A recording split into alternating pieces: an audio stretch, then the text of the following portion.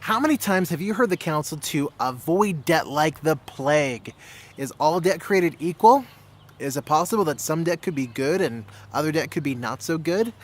In this video, we're going to be talking about the differences between debt and loans and how some debt can actually help make you wealthy.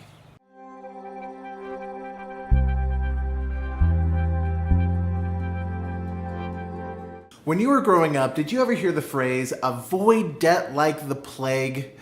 Were you taught that debt is something that should be avoided at all costs, regardless of what the debt is for? And yet, did you ever notice that usually those same people that told you to stay out of debt regardless of what the debt was for, often bought cars, often bought houses, and often encouraged you to further your education in which you needed to take out some student loans? My friends, not all debt is equal.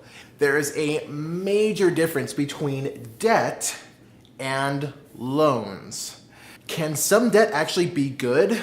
Absolutely. For example, debt or bad debt is something that takes money out of your pocket. For example, let's say you don't have a whole lot of money in your checking account right now, but you want the latest big screen TV. And so you go to the department store and you see the biggest TV that you could possibly find and you purchase it using credit. That would be considered debt. That's something that doesn't offer you any sort of return on your investment. Therefore, it takes money out of your pocket each month as long as you are paying it off. On the flip side, a loan is using someone else's money to then put more money back into your pocket. The ironic thing is the exact same thing is the number one source of debt and loans in this country. Please let me share with you what I mean. How many people do you know that have mistaken the concept, that have mistaken the counsel to get as much education as you possibly can to mean get as many pieces of paper on the wall as you possibly can? I'm sure you know people like this. And so they go to school, they enroll into a college or university, and they spend thousands of hours and take out thousands, and in some cases, hundreds of thousands of dollars of debt to get a piece of paper on the wall with their name on it in the form of a degree. And yet they never use it. I personally know many people that have master's degrees and in some cases doctorate degrees that earn $9 an hour. If you are simply going to school to get a piece of paper on the wall that you aren't actually going to use, that very much becomes debt.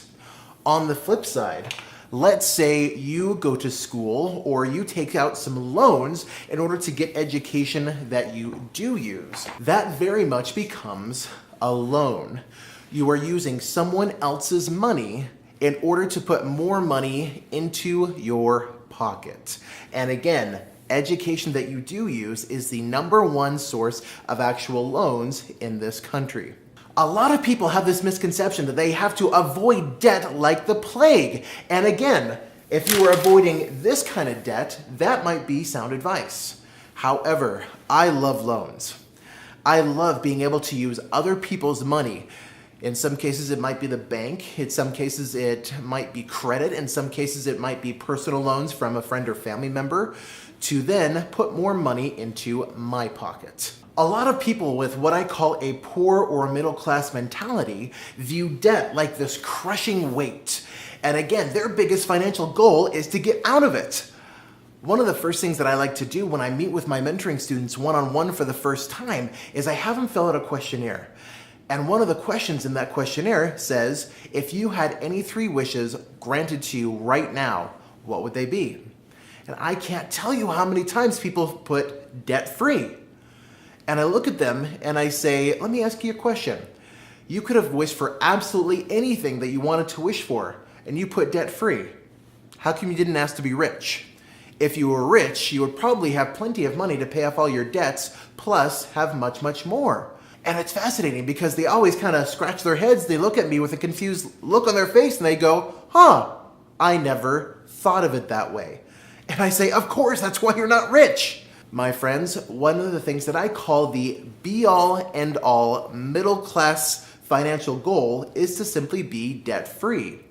And that's fine. There's nothing wrong with paying off your debts. That's actually a very good thing.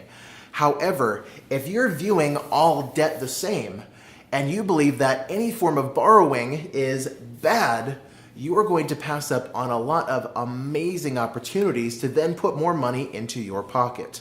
On the flip side, wealthy people love loans. In fact, wealthy people use loans or someone else's money like a platform to stand on. My friend, this is how my wife and I became very wealthy.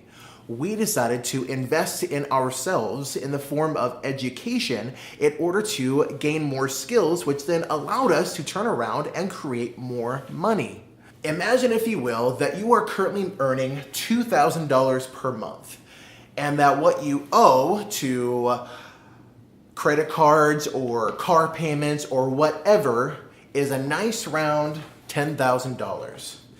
Let's say that your monthly expenses are $1,500 a month, leaving you with a $500 per month cash flow. What would most middle-class people do with this entire $500 if they owed $10,000? You guessed it. Most middle-class minded people would use that entire cash flow to pay this down. And that's fine, but how many times, not figuring into this scenario any interest rates, would you need to get paid at this rate to pay the whole thing off? Again, not factoring in any interest rates, of course, it would take 20 times. And it's fascinating because a lot of times people that follow this route will also have very middle-class minded family members. And they'll see this and they'll applaud their efforts. And they'll say, way to go, great job paying this off. You lived off rice and beans for 20 months. You scrimped and you saved and you budgeted. And you got this down to zero. Again, that's fine. But there's still just one problem. This person is still only making $2,000 per month. My friend, that is not a lot of money.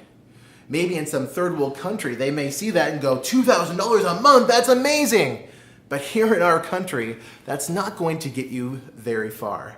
And I don't know about you, but I didn't want to settle for financial mediocrity. I wanted to be wealthy. And so I realized that in order to get different results from everyone else, I had to do things differently than everyone else. And so rather than following this formula, we decided to follow what a lot of rich or soon-to-be rich people follow. Let's say that instead of putting your entire $500 cash flow towards what you owe, for a certain period of time, you make only the minimum payments. Let's say that it's $100 per month. This way, you're still keeping your financial obligations. Don't get in your mind for 1 second that I'm trying to suggest to you not to. You're still keeping your financial obligations, but during this time, this opens up an extra $400 per month cash flow, which you can then invest back into yourself in order to grow your income. Now, let's say you decide to do what I did, which was hire the most amazing personal mentors that you could find. People that could actually help you, like hold your hand and walk you through the process of becoming successful. Personal mentors usually aren't inexpensive. And so let's say that you decide to take out some additional loans so that instead of $10,000, you now owe $40,000. But let's also say that you take everything that the mentor teaches you and you apply it. Therefore, you not only grow, but your income grows as well. So that instead of $2,000 a month, you're now making $50,000 a month. Let's say that your new monthly expenses are $5,000, leaving you with a $45,000 per month cash flow. My friend, at this rate, how many times do you need to get paid to pay this whole thing off? Only once. And so now that this is 4 times greater than it had been, this is now much easier to pay off. My friend, this is the very same formula that my wife and I decided to take. We decided to invest in ourselves. We use other people's money and in this case, it was several banks worth of money to invest in hiring the absolute best personal mentors that we could possibly find. Those mentors then helped us to raise our income to the point where we could simply write a check and pay off all of our loans and then enjoy all of the rest of the cash flow from there. My friend, not all debt is created equal. There is a huge, huge difference between debt and loans. Yes, avoid debt because it's simply going to take money out of your pocket. But loans can be your absolute best friend. Way to go, my friend, for watching this video. As always, if you enjoyed it, please make sure to like and subscribe and leave us a comment below. And as always, if you want to take things to the next level, go onto our website, feelwelllivewell.com, and get yourself registered for one of our next live events. I promise you, you'll be so glad that you did.